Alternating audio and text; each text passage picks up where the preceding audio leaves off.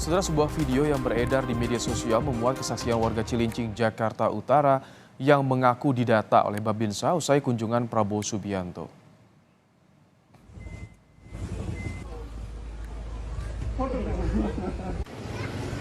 Menurut kesaksian di dalam video yang diunggah di akun politisi PD Perjuangan Adiana Pitupulu, warga dimintai KTP dan kartu keluarga oleh orang berseragam TNI dengan alasan akan mendapat pemberian sesuatu. Menurut warga yang sama, anak-anak di sekitar lingkungannya juga diberikan sejumlah uang oleh ajudan Prabowo. Dari peliputan yang kami lakukan, warga yang muncul di media sosial yang berbicara soal Prabowo mengaku bernama Juli Handayani. Enggak, buat shooting katanya Bu. Shooting apa? Oh, mak, Enggak shooting. Bu Nining sebentar lagi datang ya. Saya mama itu apa sih sebentar lagi datang? Enggak lama Pak Prabowo datang. Berarti yang baru dikasih uang anak-anak doang? Anak-anak kecil doang. 100 Berapa? 100 ribu anak-anak kecil Pak, anak-anak sini pada ngegroyok semua. Bagian ajudannya Pak apa namanya tuh? Apa tuh Teddy. namanya? Iya Pak Teddy ya. Ambil KTP sama kakak. Buat apa? Enggak tahu. Babingsa yang ambil orang abrik kayak pakaian loreng-loreng. Darat. Angkatan darat. Minta data gitu. Iya, saya diambil, mama saya diambil. Buat apa bilangnya? Enggak tahu buat apa. Ntar ada ya Bu katanya. Wakil Ketua Tim Kampanye Nasional Prabowo Gibran Habibur Rahman merespons kabar Babinsa melakukan pendataan terhadap warga usai Prabowo belusukan ke Kampung Sawah Cilincing, Jakarta Utara pada Sabtu lalu. Habibur Rahman bilang hal itu berbau fitnah karena tak ada hubungan langsung antara TKN Prabowo Gibran dan Babinsa.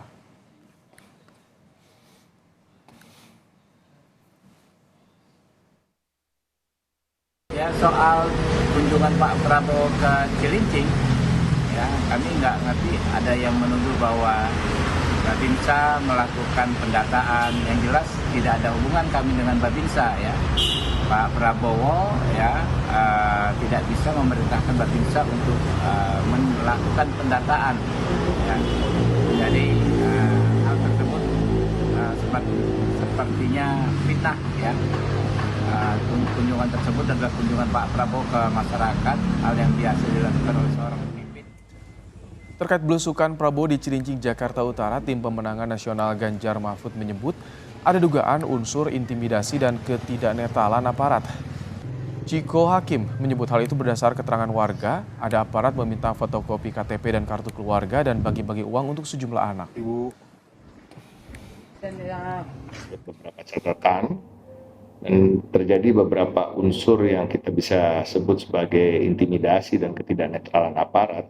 Cerita yang disampaikan oleh warga bahwa aparat berseragam mendatangi rumah-rumah warga dan meminta kopi KTP maupun kartu keluarga. Nah, tindakan aparat berseragam yang mendatangi rumah warga ini tentunya melekat dengan tindakan-tindakan intimidatif. Yang terakhir adalah juga ada unsur money politics di sini, karena ketika Pak Prabowo mendatangi Cilincing itu diceritakan oleh warga juga ada pembagian uang untuk anak-anak kecil sebesar 100.000 rupiah.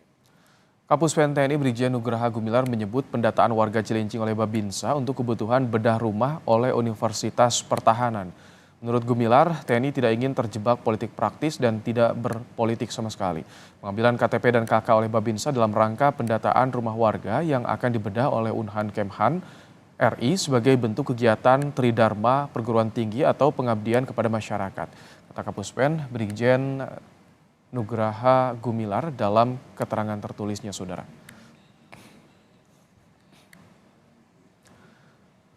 Sejumlah warga Cilincing, Jakarta Utara mengaku didata oleh Babinsa setempat usai kunjungan bakal Capres nomor urut 2 Prabowo Subianto pada Sabtu lalu. Warga menyebut dimintai KTP dan kartu keluarga oleh orang berseragam TNI. Apakah hal ini membuktikan ketidaknetralan aparat atau hal ini yang memang tidak ada kaitannya dengan posisi Prabowo Subianto sebagai Capres? Sudah ada juru bicara Menhan Prabowo Subianto, Daniel Anzar Simanjuntak, dan juga Direktur Eksekutif Amnesty International Indonesia, Usman Hamid. Selamat petang, Bang Daniel, Mas Usman. Selamat petang, Mas. Assalamualaikum. Selamat petang. Baik, Bang Daniel, jadi seperti apa klarifikasi soal kegiatan Prabowo Subianto di Cilincing dengan informasi adanya Babinsa yang mendata warga meminta KTP dan juga kartu keluarga warga, Bang Daniel? Pertama, tadi sudah dijelaskan oleh Kapuspen TNI bahwasannya pendataan warga itu terkait dengan program bedah rumah yang akan dilakukan oleh Universitas Pertahanan di Cilincing tersebut. Jadi tidak ada terkait dengan tuduhan intimidasi, tuduhan menakut-nakuti. Ini kan upaya melakukan framing yang jahat sekali dari upaya yang sedang dilakukan oleh Universitas Pertahanan dan TNI. Itu pertama. Kemudian kedua, kalau kemudian ini ditarik terkait dengan Pak Prabowo, upaya Menhan misalnya datang ke situ, kemudian seolah-olah mengerahkan Babinsa, yang perlu dipahami adalah Pak Prabowo sebagai Menhan itu tidak bisa mengerahkan Babinsa atau tidak bisa mengerahkan prajurit TNI karena beliau bukan sebagai pengguna kekuatan atau gun kuat, juga bukan sebagai pembina kekuatan atau yang sering disebut sebagai bin kuat. Tapi Pak Prabowo adalah pengembang kekuatan atau sering disebut sebagai Bang Kuat. Dan tugas-tugas beliau adalah tadi itu tuh mengembangkan konsepsi pertahanan, kemudian memastikan postur pertahanan kita jauh lebih baik dan sebagainya. Jadi apa yang disampaikan, apa yang sedang diupayakan di framing itu tentu adalah fitnah jahat dan tidak pernah dilakukan oleh Pak Prabowo maupun TNI. Yang kedua, terkait dengan fitnah bagi-bagi uang. Jadi saya barusan cek dengan ajudan Pak Prabowo, kebetulan yang disebut di video itu adalah saudara Mayor Teddy. Jadi tidak ada sama sekali ajudan Pak Prabowo, Mayor Teddy melakukan bagi-bagi uang. Jadi sekali lagi upaya ini kan video dibuat oleh pihak tertentu, kemudian menggiring opini seolah-olah ada pembagian uang dan sebagainya. Nah, yang ketiga yang perlu dipahami justru Pak Prabowo datang ke situ, kemudian mendengarkan pengaduan dan keluh kesah warga di sekitar di situ. Salah satunya adalah masalah air. Dan kemarin malah justru pihak Kementerian Pertahanan membantu penyediaan air di situ, kemudian termasuk membantu misalnya ada warga yang berkeluh kesah terkait dengan butuh pekerjaan dan sebagainya, kemudian Pak Prabowo berusaha membantu penyediaan lapangan kerja beberapa orang yang pada saat itu mengeluh. Kira-kira begitu. Baik, Mas Usman, tadi disampaikan Bang Daniel tidak ada kaitan antara Prabowo dengan Babinsa yang mendata warga karena tidak bisa memerintah atau mengkoordinasikan Babinsa. Bagaimana Anda melihat, apakah ini karena momennya begitu berdekatan pasca kunjungan, pasca kedatangan, langsung ada pendataan seperti itu, Mas Usman? Ya, betul sekali. Memang mungkin karena momentum yang berdekatan itu antara kedatangan Prabowo, kedatangan ajudannya, dan juga pendataan beberapa warga yang ada di dalam video itu membuat masyarakat berpikir ada upaya untuk mengkondisikan warga melalui penggunaan anggota TNI di tingkat paling bawah, yaitu Babinsa, untuk tujuan-tujuan politik partisan. Dalam hal ini, misalnya agar memilih pasangan calon nomor 2. Tetapi agar ini bisa lebih jelas, saya kira diperlukan satu proses penyelidikan yang objektif, yang imparsial.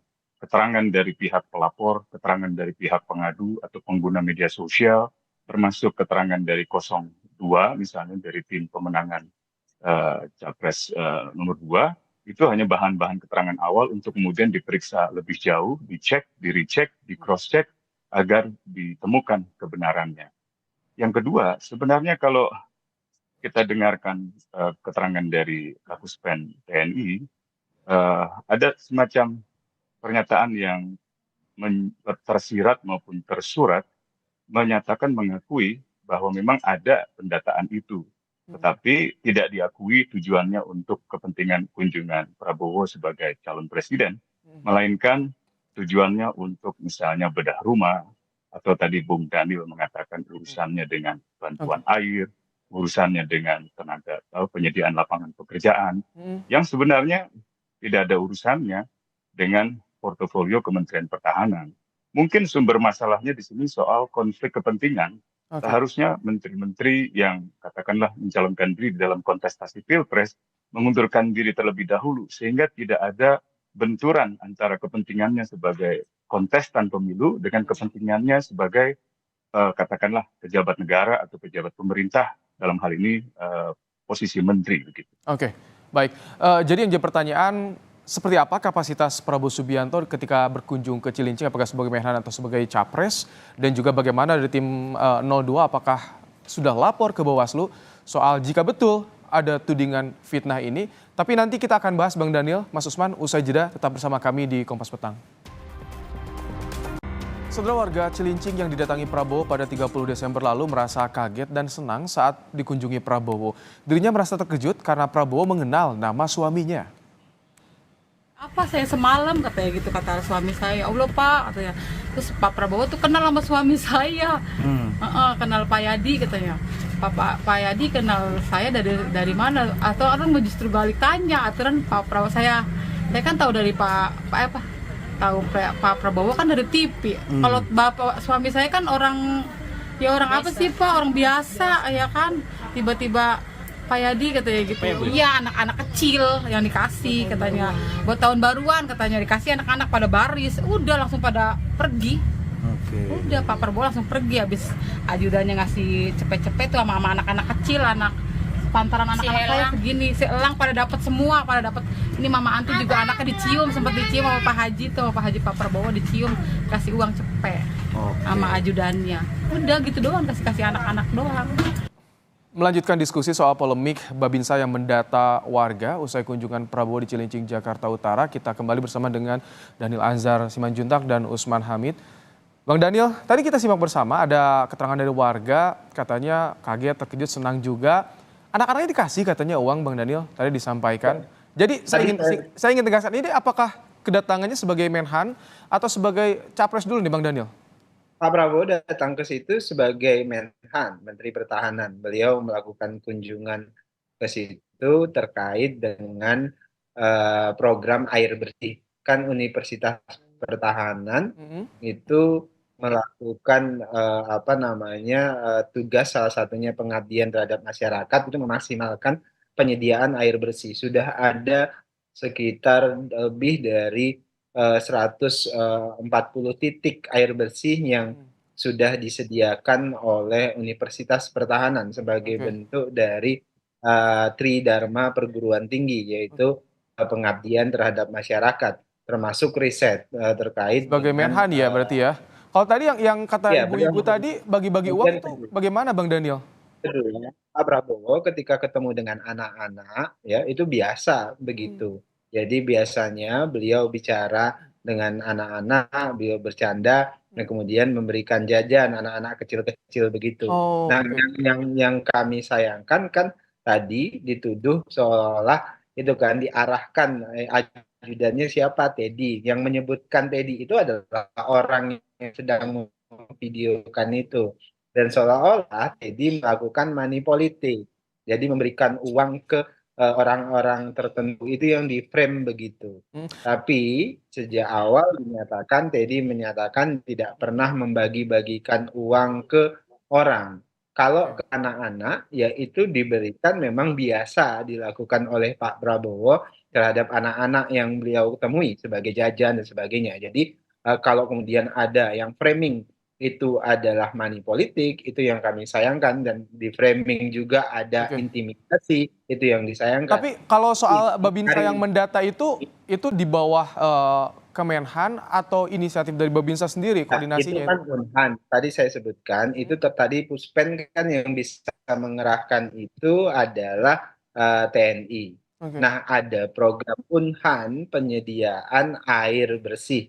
Jadi salah satu tempat yang dipilih oleh Pak Prabowo, oleh Unhan dalam hal ini itu adalah daerah Jakarta Barat dan Jakarta Utara. Nah, salah satunya adalah daerah Cilincing itu. Dan banyak titik-titik lain yang sudah dilaksanakan. Dan hari ini air bersih di sana sudah tersedia, Oke, ya sudah dimulai, bahkan sudah bisa digunakan oleh baik.